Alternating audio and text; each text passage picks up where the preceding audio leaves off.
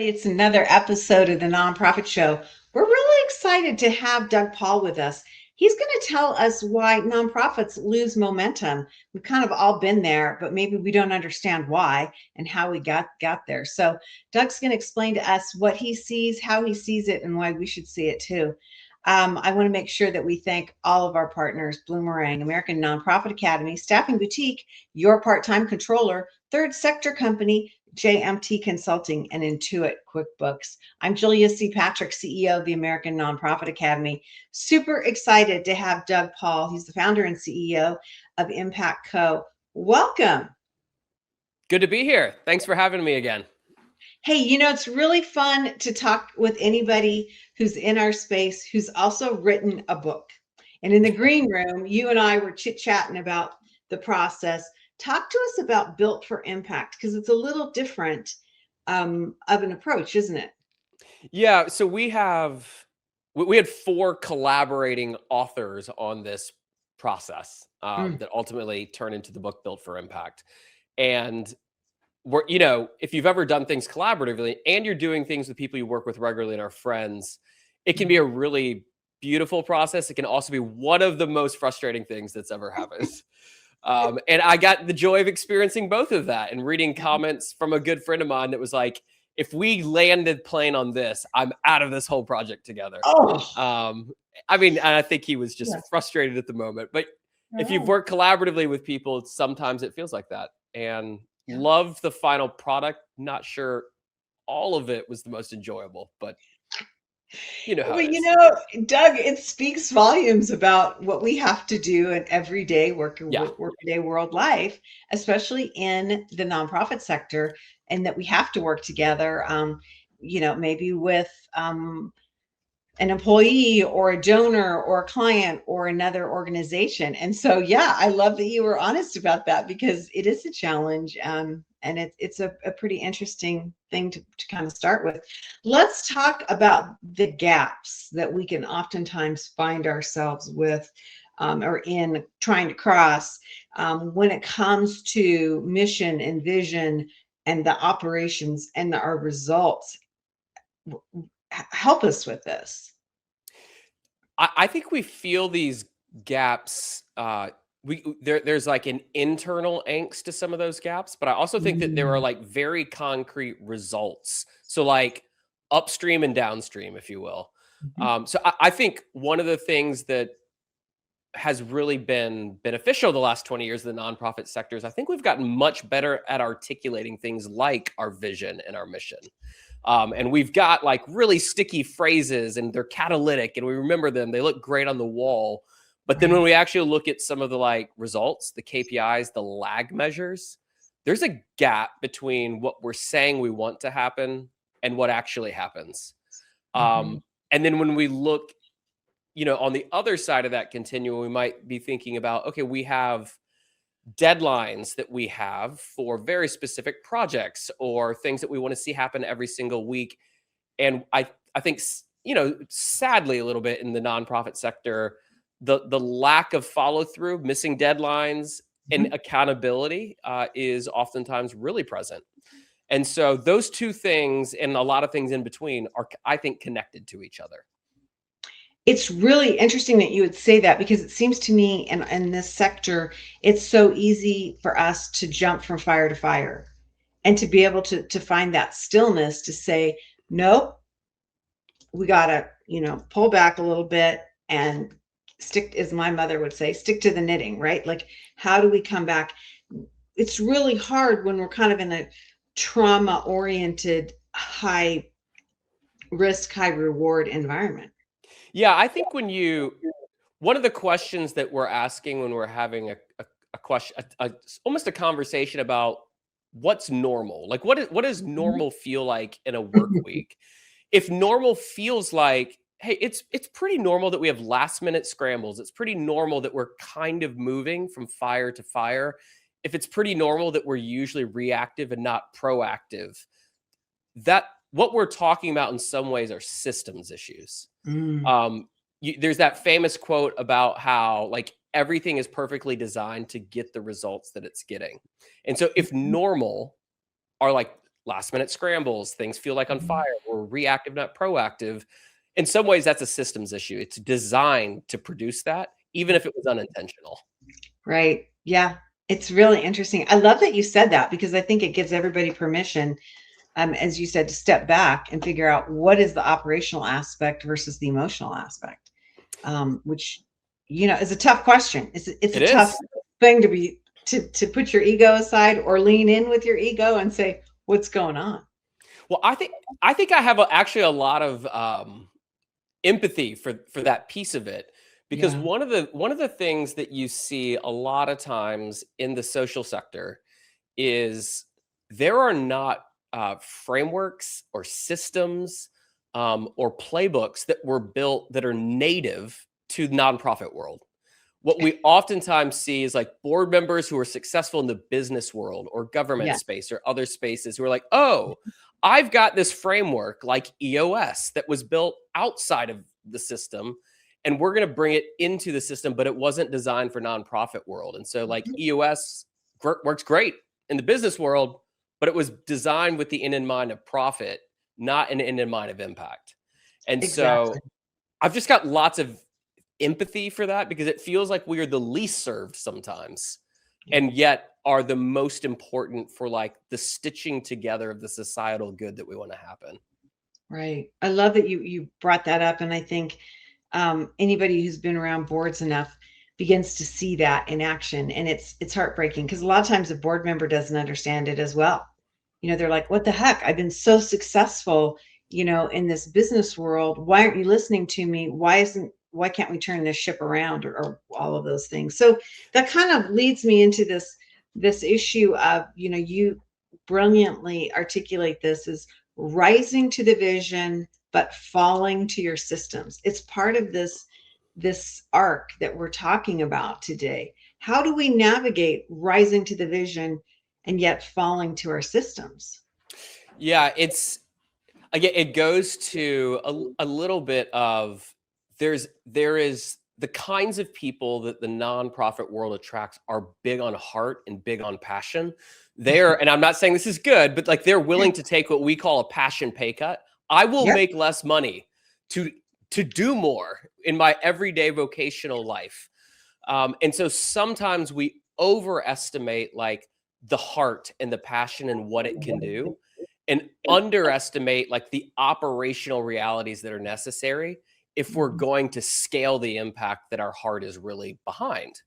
And so there's all kinds of ways that this happens, big and small. But I Yeah. think the thing that we keep saying that seems to really be captivating people a little bit is that nonprofits don't fall, that they don't rise to the level of their vision, they fall to the level of their systems.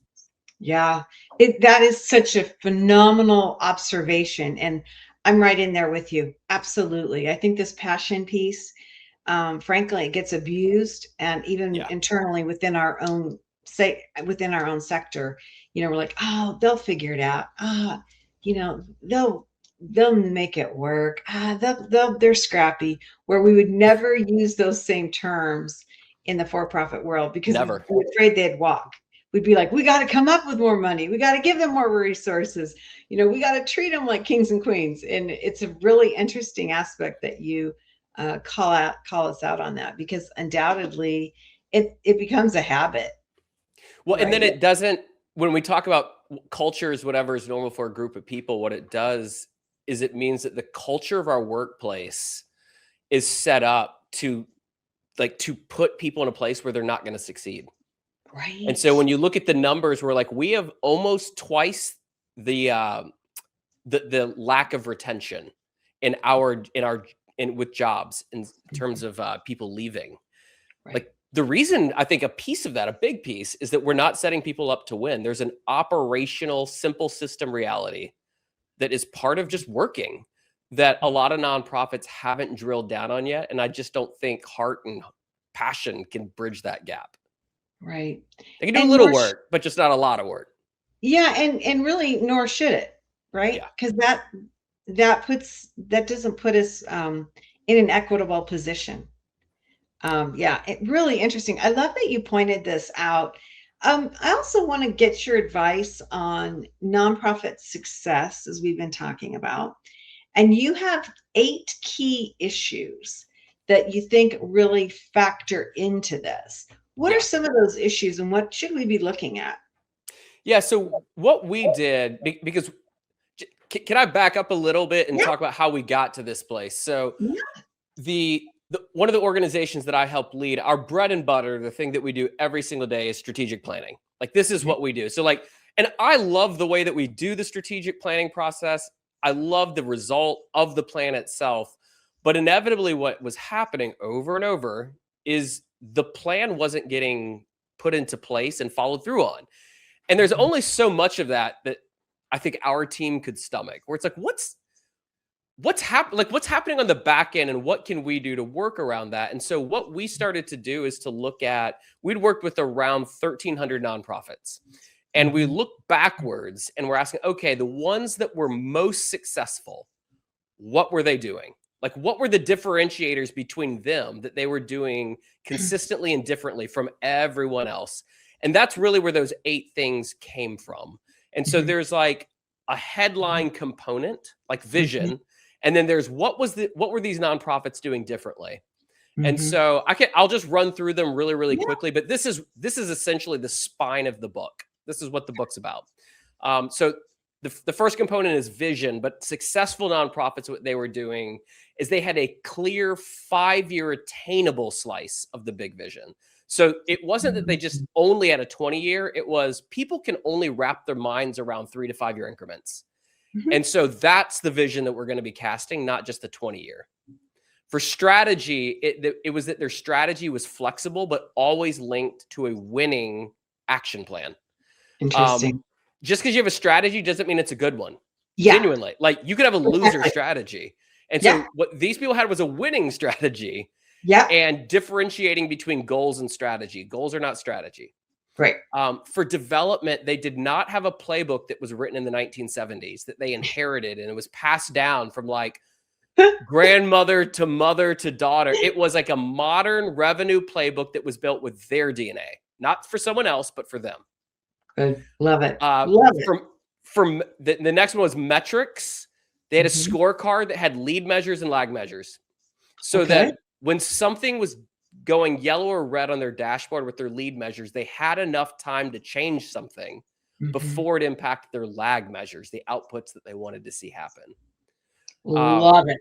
Love it because you're not to me, it's like, okay, if you don't have that, then you're just like, "Damn, we didn't get it.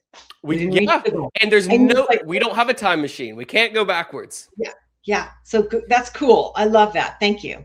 And so, because I don't think nonprofits are struggling to measure some things. I think they have to, if no other reason, they have an annual report and a board, but Mhm. they're usually reporting on the things that are good, but they that are not the real things that produce the good things. Yeah. The Yeah. everyday, every month things that Right. produce those things. Right. Uh, Interesting. The next thing was around culture. They were very, very intentional around culture making. Culture was not happening by accident. They were treating culture as a hard skill, not a soft skill. Um, Mm. and for one, this is wild. For ones that were actually intentional around culture making, they would see a 43% increase in productivity. Okay. 43%. Okay, so give me an example of that because that's riveting. Like, give me a quick example of what you have witnessed in that cultural realm, because that's a mindset too. Oh, it's absolutely my. So I think part of it was one of the things that they were doing was they were not just defining values that they wanted to be frontward externally facing to the world. It Okay. was, what are our internal work values for how we agree to work together? Mhm. And then once they define how, let's say that one of those things was we want to have like disciplined collaboration. That's a value. We're not Mhm. going to operate in silos, but we're going to have a process for how we work together. Every time that the executive teams would get together, they're going to tell stories about how they are doing those things. And so every time they get together, it's a couple of minutes where we're sharing stories about values are only as good as we embody them. And so we're going to tell stories about how we're embodying the values. And not only is it going to reinforce the values, but people, what you celebrate, people repeat.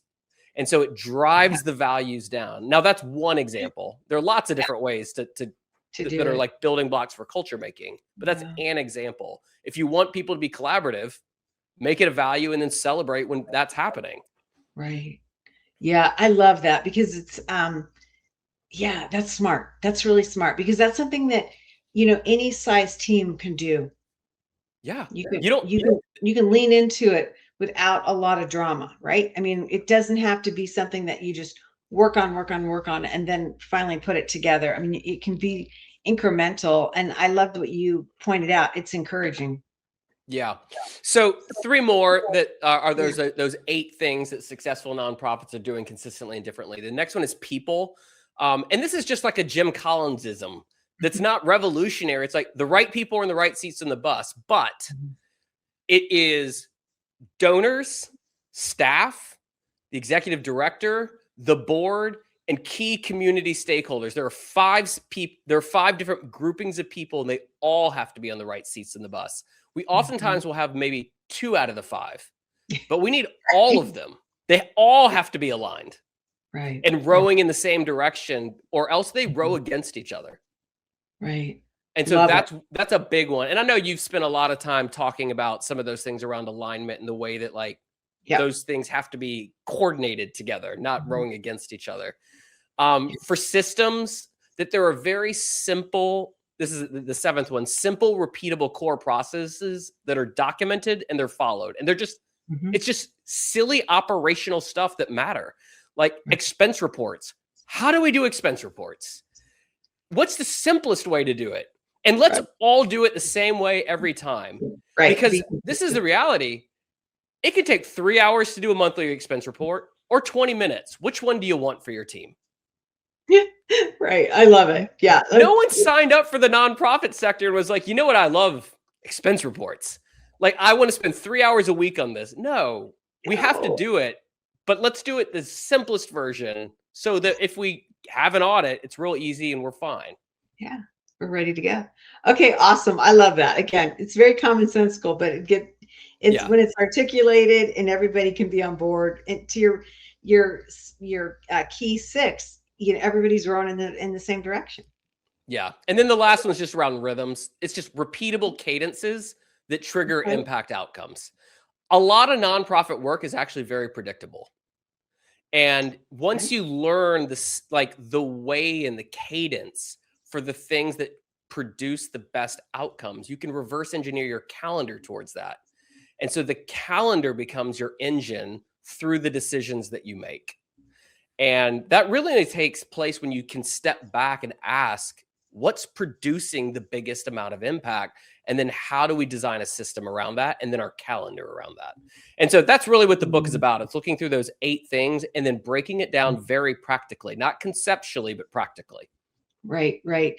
Which we need, right? Yeah. I mean, this is the thing. I mean, you and I were talking about this in the green room about, how do you factor in commitment on a project? How do you factor in being consistent? And it's not sexy work sometimes. It's like kind of mind numbing. But then I think what is attractive is success. So when you're successful at something, it makes all of those steps easier to follow. Does that make sense? And then it creates a flywheel where it Yeah. starts to be self-generating. So like we have a Yeah. 5-year vision that's connected to a winning strategy, that's connected to metrics, that's driving our decision maker, that's then calendared. And then when we tell that story of those things working together, do you know what happens? Mhm. Development's a lot easier. Right. Like they're all connected to each other. And sometimes I Mhm. think we silo them, but it's actually a flywheel that's trying to happen. And when you don't have a system, it's a little bit like your entire thing is set up with your foot on the brakes.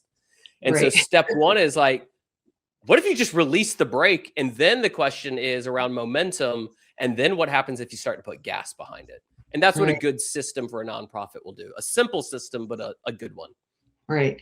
I love that you and your co-authors, have kind of figured out a different way to articulate and present this notion of why and how we can go about this. right? Because I think a lot of times we systemize things in a siloed way, and then it's like a self-fulfilling prophecy, Yeah. right? We're not kind of coming back to the architecture of it and saying, okay, this isn't just for development, but this is for operations. And you know, it's kind of an interesting thing. And I'm wondering if you see that teams within an organization might be a team of one or two, right? But Yeah. that they find it's hard to navigate this with other folks within the organization. Absolutely. And that's why when you're building, we call it an organizational operating system. Just and Mm-hmm. another way of thinking about that is like a simple playbook for what's normal around here. Mm-hmm. Um, the way that we think about it conceptually or metaphorically is a little bit like a rotary engine. If you've ever like, if you've never seen one, maybe like go to YouTube and look at like one of those animated videos.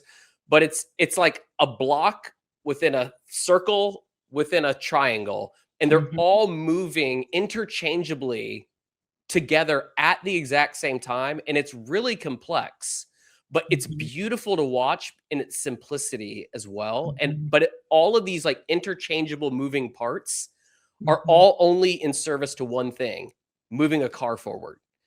And so Right. the system for a nonprofit is it needs to all be interconnected and working together, but all for one thing: moving the mission forward. Mm-hmm.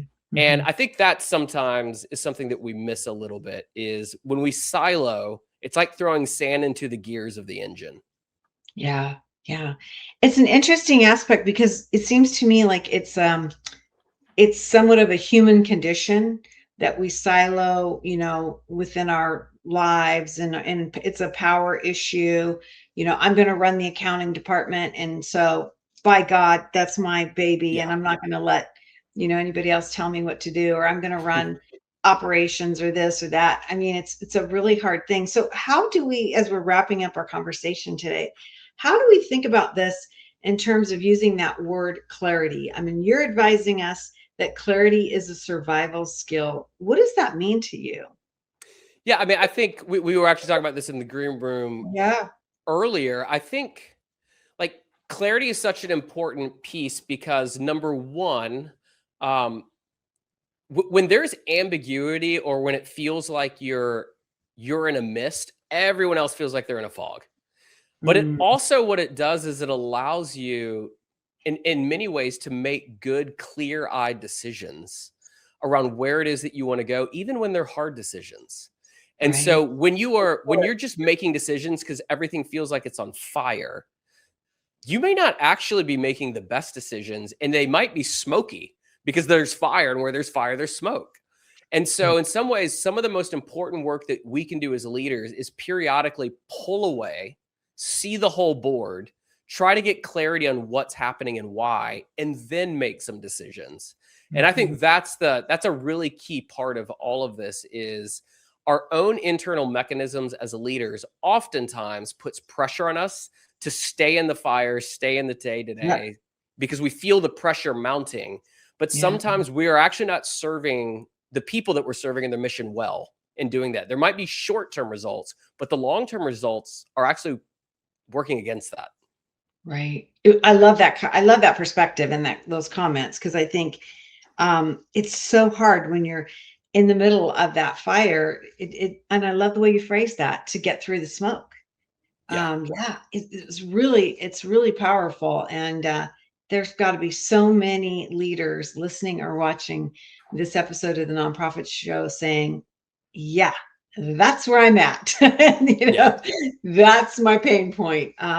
It's also very lonely, isn't it? Because I wanted to ask you this question: is how do we as leaders um, look at that piece of clarity and articulate things without feeling like we're the bad guy or causing dissension, or do we just have to get over that?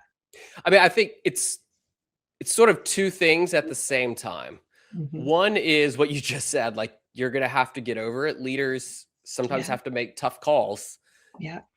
And I mean, that's a function of leadership. If you don't want to make tough calls, then don't be a leader. I mean, I don't know Mhm. how to soften Mhm. that anymore. But the second piece of that, which needs to be joined with that, is don't do that. Don't do the analysis to alone. Like Yeah. when you invite people in and you're thinking about decision making collaboratively, that does not mean that there needs to be consensus to make the decision, but at Mhm. least there are key people who get a voice into what's happening, why is it happening, let's do some analysis on this, and what are our possible decisions that we could make. They'll at Mhm. least understand why you made the decision, Mhm. even if they don't agree with it. And I Mhm. think that's a piece of it. Sometimes we do this whole like the genius locks themselves in a closet and we Mhm. become the answer men or women. And I Mhm. think that's not a good function of leadership. I think we need to open the doors, let people in, and eventually, if we can't get to consensus, someone's got to make a decision. And that's those two things working together. I love that. That kind of dovetails into your 8 keys of success, and that when you are working together as a team, you're also, in my way of thinking, you're helping that next gen leadership stream populate, right? You're Yes. teaching, in essence, these leaders that are going to replace you and come behind you and hopefully do a better job some of these skills. It's a really And interesting way to And look because at I it. think also there's a conversation to be had around like just broadly speaking for all time, what does good leadership look like? But I Yeah. do think there is also a generational shift that's happening Oh, in leadership right now, where yeah. like previous generations have relied heavily on command and control. And Yes. and there's a positive version of that. There's a negative version, but let's just talk about the positive version. And the shift then towards co-creation and Oh, yeah. collaboration. And I think you're seeing that generational shift. And I think if we find ourselves more towards the command and control side, that's Mhm. not bad, but there is a skill set to be learned on the other side that Mhm. allows the next generation, as we're investing in them, apprenticing them, Mhm. mentoring them, to lean more into what they are naturally wired for Mhm. environmentally anyway. And I think that's a gift to them. Yeah, I love that you said that because when I'm around leaders of my own age, and it's not just gender, it's Mm-mm. and it's like I mean literally this phrase, what the hell? Why don't they just do what I say? I mean it, Doug. It is like start listening. I mean, you're younger than I am, but when you're out and about and you ask or you start to hear leaders talking about it, I hear it all the time. they don't get this collaborative model. They don't get it at all. And it's just shocking how different, we have 4 major uh, demographics that are now all working in the same, Yeah, labor pool. it's wild. And it's totally crazy. And it just is creating all of this drama, which I find fascinating because, I see myself in it. Of course, but yeah, what a cool thing. Well, it's been such a pleasure to have you back on the Nonprofit Show. I just love your work, and I think it's really powerful that you have lived what you're talking about and collaborated on a new book, because good for you. It's not an easy thing to do. I It's was going to not, but it share. was we Yeah, love what came out of it. you should. You should be really proud. Impact built for impact. Go to impactnonprofit.com. You can learn more about Doug and his team and the work that they're doing. And really, I think this is a new time for a different strategy that is so foundationally sound. But what I love about this, Doug, is that you've factored in the human element of where we are. Where we are as humans and people, Yeah, and we need to figure that out because absolutely do. we can have all these structures in place, but to your point, if we don't have everybody rowing in the same direction, it no worky. So It doesn't. yeah, awesome. This has been a fabulous conversation. Thank Yeah, you. really Thank you enjoyed it. very Thank you for much. having me. Yeah, it's been a lot of fun. Hey, we get these amazing conversations day in and day out with no editorial pressure. Our sponsors stand behind us and the work that we do. We're coming up on our 1,600th, say that fast, 1,600th episode, now 7 years of daily broadcasting. And we have been supportive. Most of these sponsors since day one. And they include Bloomerang, American Nonprofit Academy, Staffing Boutique, Your Part-Time Controller, Third Sector Company, JMT Consulting, and Intuit QuickBooks. These are the folks that really make a difference in so many trajectories of the nonprofit sector. Hey, as we end each and every episode, we leave with this message, and it goes like this: to stay well so you can do well.